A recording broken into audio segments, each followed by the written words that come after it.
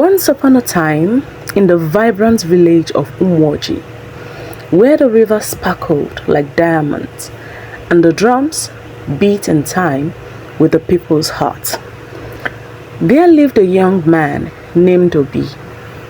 Now, Obi had a heart as big as an iroko tree, but he had a voice as small as a squeaking mouse.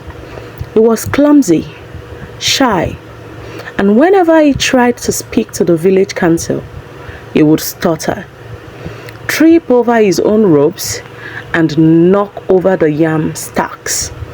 The village bullies, big, chest-thumping men, would laugh. Look at Obi, he cannot even command a goat, let alone a village. Watching from the window of their tiny flower-covered hut was Mama Adugo. She was the village's favorite auntie. Her laughter was so loud and warm it could make the sun shine on a rainy day. But when she saw her son's sadness, her laughter faded. She wanted him to shine. She wanted the world to hear the song in his heart. One evening, a purple mist rolled down from the mountains, glowing with fireflies.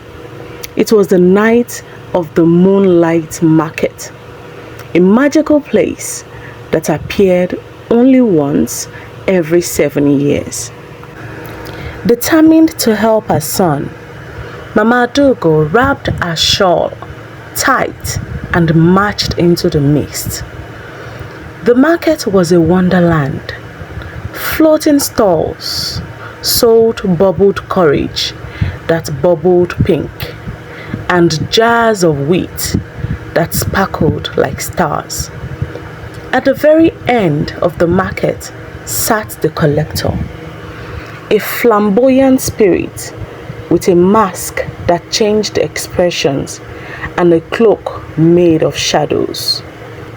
I have just the thing for the boy, the collector poured, swirling a golden seashell in the air. The voice of the lion. One sip and he will charm the birds from the trees. He will be a king. I have no gold, Mama Adugo said, clutching her purse. I don't want gold. The collector laughed, spinning around. I collect sounds. To give your son a voice that commands the world, I must take the sound that comforts him most. He pointed a long glowing finger at her. I will take your laughter. Mama Adugo touched her throat. To never laugh again? To never chuckle at a joke or giggle at a baby? The world would be grey. But then she imagined Obi, standing tall and proud. For him, she whispered, anything. The collector snapped his fingers. A stream of golden light. Her laughter floated out of her lips and into a jar. He handed her the seashell. The next morning, Mama Adugo slipped the magic water into Obi's porridge. The change was instant. Obi went to the village square. He opened his mouth, and a voice like warm honey and rolling thunder came out. He told jokes that made the elders roar.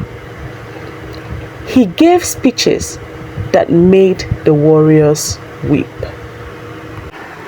Within a week, Obi was crowned the High Chief. He wore the finest robes. He had a palace. He was the hero of Umu-Oji. But as the months passed, the magic began to feel cold. Obi would rush home to tell his mother about his day. "Mama, I settled the dispute. I built a bridge." He waited for a warm, booming laugh. He waited for her to clap her hands. But Mama Adugo just smiled a thin, silent smile. Her eyes were dull. She baked his favorite cakes, but she did it without humming. The hut, once filled with joy, was now quiet as a tomb. Obi realized the terrible truth. He had the applause of thousands, but he had lost the one sound that made him feel at home. 7 years later, the purple mist returned. Obi, now a king in royal armor, didn't run to the throne. He scooped up his frail mother and ran into the forest. He found the collector, who was busy selling eternal youth to a vanity-obsessed goat. "Take it back," Obi commanded, his magical voice shaking the trees. "Take back this voice. Give me back her laughter." The collector floated up, looking bored. "No refunds, Your Majesty. The trade is done." Obi looked at his mother. She looked so small, so gray. "Then take me," Obi said, dropping to his knees. "I don't care about being king. I don't care if I stutter. I don't care if they laugh at me. I only care that she can laugh." He threw his crown into the dirt. "Take my voice. Take my crown. Just give her joy back." The collector paused. The shadows of his cloak swirled. He had seen many people trade things for power, but he had never seen anyone trade power for love. The spirit smiled, a genuine, warm smile. "A fair trade," the collector whispered. "The sacrifice of a king is worth more than the laughter of a mother." Whoosh! A whirlwind of gold dust spun around them. The magic shell shattered. Obi coughed. "Mama," he stuttered. His smooth voice was gone. It sounded like his old squeaky self. Mama Adugo looked at him.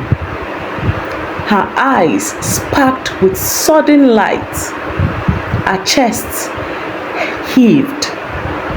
And then, ha ha ha ha ha, a booming, joyous laugh erupted from her throat. She grabbed Obi's face and kissed his cheeks, laughing until tears ran down her face. Obi didn't have his magic voice anymore. He stumbled over his words when he explained what happened to the village. But the villagers didn't mock him. They saw a man who had given up everything for his mother. They saw a true leader. And so, Obi ruled Umu-Oji for many years. He wasn't the loudest king, and he certainly wasn't the smoothest. But every evening, the palace was filled with the most beautiful sound in the world. The sound of a mother and her son laughing together. Moral of the story: true power isn't about how loud you speak to the world. It is about the love you show to the people who matter. If this story warmed your heart, please give it a like and don't forget to subscribe to join our village for more magical tales. See you next time.